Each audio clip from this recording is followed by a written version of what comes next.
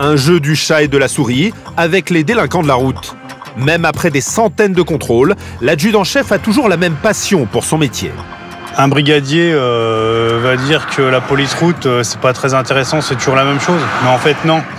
On a la plus grande vitrine devant nous, donc à nous de l'utiliser et d'aller du judiciaire à tout ce qu'on veut.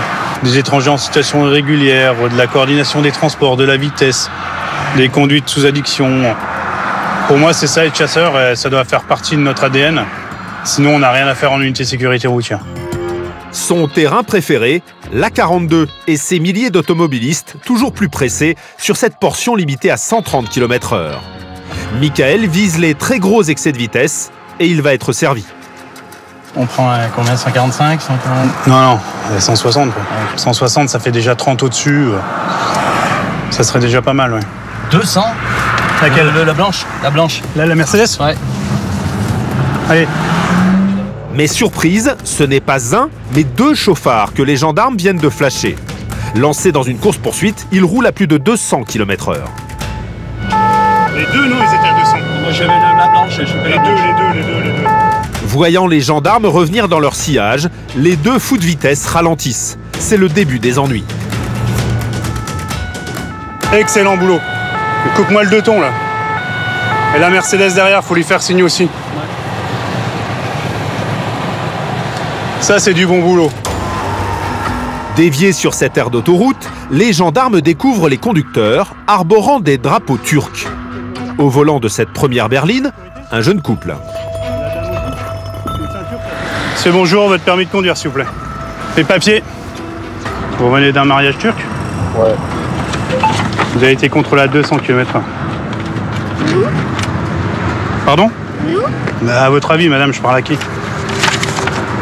Le contrôle technique, j'en ai pas besoin, je voudrais votre permis de conduire, s'il vous plaît. Au volant de l'autre voiture, une puissante berline allemande, un tout jeune conducteur. Monsieur, bonjour. Vous avez été contrôlé à 200 km/h. Voilà. Allez. Monsieur, c'est rétention immédiate? Ah, c'est une rétention immédiate du permis de conduire. Ouais. Votre permis, vous l'avez donné à mon collègue? Ah, je l'ai pas seulement. Sortez du véhicule. Franchement, monsieur. Ah non. Vous n'avez pas le permis? Si, j'ai pas le Sortez. Voilà, vous êtes jeune conducteur? Voilà, jeune conducteur, 200 km/h au lieu de 110. Un excès de vitesse de plus de 90 km/h.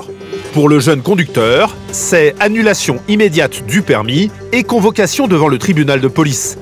Des runs sur l'autoroute devenus fréquents le week-end. Là, on est dans le cas type des mariages où les jeunes, maintenant, ils louent des voitures de forte cylindrée et ils roulent n'importe comment. Donc là, ils reviennent d'un mariage à 200 km/h au lieu de 110. La S3, elle fait combien à 400 chevaux? 300 300 chevaux pour un jeune permis. Un comportement totalement inconscient. À cette vitesse, la moindre collision et c'est la mort assurée. L'adjudant-chef embarque tout le monde. Allez, on va aller à notre bureau. Avec 28% de morts en plus sur les routes de l'Ain l'an dernier, pas question d'être indulgent. Michael ne s'en doute pas encore, mais l'affaire va se compliquer. On fait déjà les 2 dépistages sur les 2 conducteurs. J'appelle la fourrière et on commence la procédure. Ça marche? Allez, go! Alors, ces deux fans de vitesse ont-ils autre chose à se reprocher? Non, mais fermez la bouche. Fermez la bouche, allez-y. Pour le plus jeune conducteur, titulaire du permis depuis seulement 4 mois, l'affaire se corse.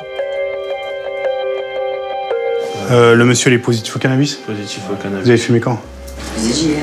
Nous, on est cool, vous êtes cool, ça va bien se passer. Ah, ça sert à rien de jouer. En plus, quelqu'un en smoking comme ça, on peut être que cool. Est-ce qu'il y a des stupéfiants dans le véhicule? Zéro. Zéro? Vous avez consommé hier soir au mariage? Ouais, je vous ai dit, monsieur, j'ai fait un mariage. Ok. En plus du permis qu'il devra donc repasser, le jeune homme encourt désormais jusqu'à 2 ans de prison et 4 500 € d'amende. Donc on vous retient l'excès de vitesse de plus de 50 km/h, c'est de grande vitesse, le conduite sous stupéfiant, et c'est 2 délits, ouais. Et le non-respect des distances de sécurité, ça c'est une infraction de 4e classe. Voilà. Non, ça sera tout jugé en même temps. Ça c'est le procureur qui décidera. C'est bon pour vous? Pour le jeune homme, beaucoup de soucis en perspective.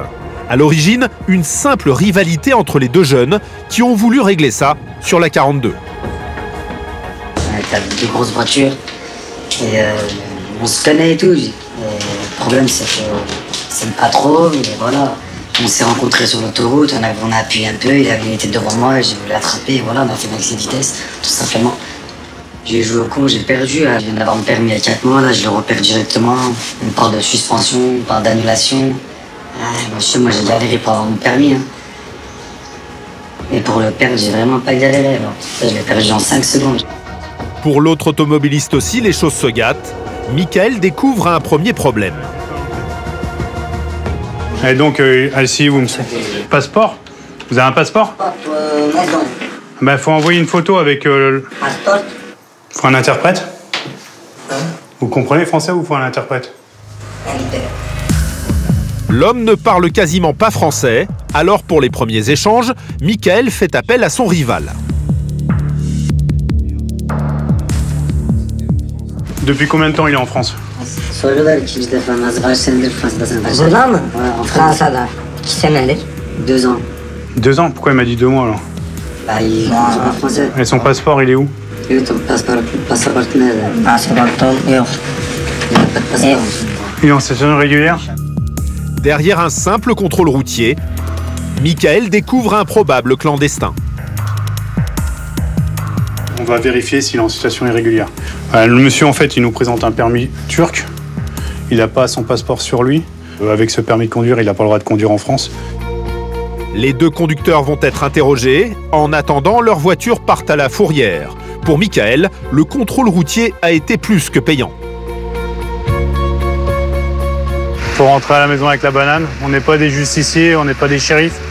Mais le sentiment du travail bien fait quand même. Et comme je disais tout à l'heure, une grande vitrine et un grand terrain de chasse. Depuis, le conducteur en situation irrégulière a écopé d'une obligation de quitter le territoire. Quant au plus jeune chauffard, il sera jugé prochainement. Une délinquance quotidienne. À 30 minutes de Lyon, le département de l'Ain, c'est l'un des coins privilégiés par les Lyonnais pour se trouver une maison pas chère et s'installer au vert. Entre ville et campagne, les 650 000 habitants profitent d'une tranquillité apparente. Mais avec l'afflux de population, la délinquance aussi explose, plus 12% l'an dernier. Ici, on compte 64 crimes et délits par jour en moyenne. Allez, ça rentre.